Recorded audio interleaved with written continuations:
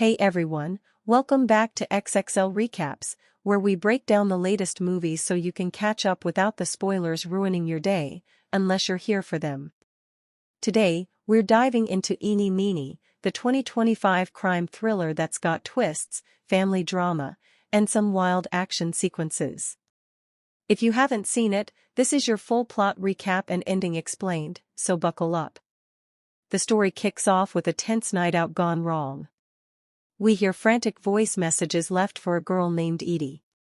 Her stepdad, Mark, is calling because her mom, Kat, is causing a scene at a bar, drunk and out of control. Edie's just a teenager at this point, only 14, and she's supposed to be home, but things escalate fast.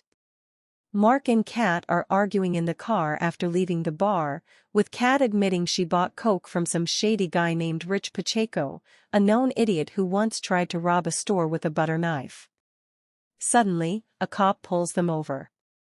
Mark panics because of the drugs and Kat's underage drinking setup, so he urges Edie, who's driving, to floor it. Edie hesitates but punches the gas, leading to a high-speed chase that sets the tone for the movie's chaotic energy. This flashback shows Edie's rough upbringing, dysfunctional family, bad influences, and constant trouble. Fast forward to the present, and Edie's all grown up, trying to turn her life around. She's celebrating her friend Tori's birthday at a bar, but her card gets declined, classic sign of her financial struggles. She's juggling school, work at a bank, and studying late nights. A creepy guy hits on her, but her friends shut him down. On her way home, her crappy car breaks down again, forcing her to walk. At work the next day, things go from bad to worse. The bank gets robbed by two incompetent masked guys. Edie tries to hit the silent alarm, but one robber pistol whips her. She wakes up in the hospital with no major injuries, but the doctor drops a bomb. She's 3.5 months pregnant and didn't even know. Stressed and skipping periods, it slipped by her. Edie confides in her friends, who advise her not to tell her ex, John, the father, a deadbeat criminal who's dragged her down before. But Edie can't resist and goes to see him. John's in deep trouble. He's kidnapped a guy named Leo, a card counter who works for a mob boss named Nico.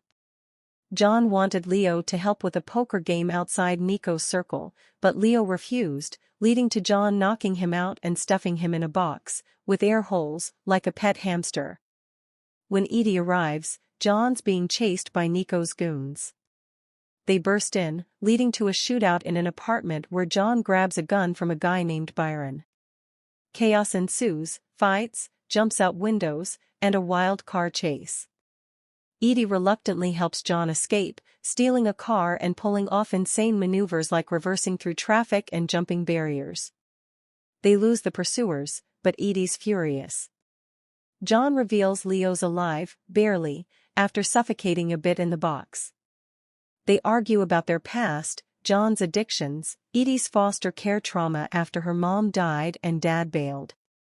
John's trying to pull off a big casino heist for Nico to clear his debts, but things are spiraling. Edie wants out, but John's charm pulls her back. She visits her estranged dad, Mr. Meenie, who's now in a wheelchair from an accident Edie feels guilty about. He's remarried, has a new kid, and lives a stable life. Edie asks him to be the getaway driver for the heist, but he refuses, saying he's changed for his new family, not her. This crushes Edie, highlighting how no one ever changed for her. Back with John, Edie confesses the pregnancy. John's thrilled, seeing it as a fresh start, but Edie's torn. Families like theirs don't work with crime. Still, she gets pulled into the heist plan, robbing a casino during a poker tournament with $3 million in play. The crew includes a chaperone, Gary the Fence, and others. But there's a wrinkle. Perm Walters, another criminal, shows up at the hotel, hinting he's onto the job, maybe sent by Nico as backup or to hijack it. The heist day arrives. Leo plays poker, winning big with signals from the team. Distractions include staged fights to draw security. Edie drives an armored car into the casino, smashing through slots.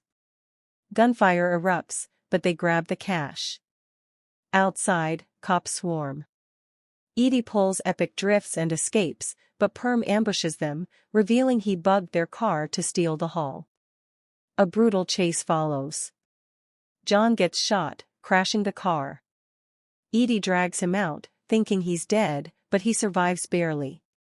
Perm catches up, taunting them, but Edie fights back, killing Perm in a gritty showdown. With the money secure, they head to Gary's to fence it. But John double-crosses everyone. At Gary's, he kills him and takes the full $3 million, planning to run with Edie and start over. Edie's horrified. This isn't change, it's more crime. John begs, saying it's for their family, but Edie realizes he's toxic. In a heartbreaking moment, she shoots John to end the cycle. She goes to Nico, hands over most of the money, keeping 20% as her cut. Nico respects her for cleaning up the mess, including killing his traitorous right-hand man, Georgie, who was skimming. Edie walks away with enough cash for a fresh start.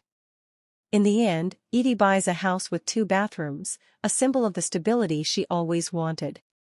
She's alone but free, raising her baby on her terms. No more cleaning up others' messes.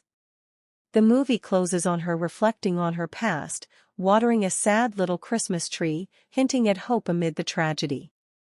So, what did you think of that ending? Edie's arc from victim to empowered survivor is powerful, but John's death hits hard. The pregnancy twist adds emotional depth, showing how trauma cycles unless broken. If you enjoyed this recap, smash that like button, subscribe for more, and comment below. Would you have kept the money or turned it in? Thanks for watching XXL Recaps. See you in the next one.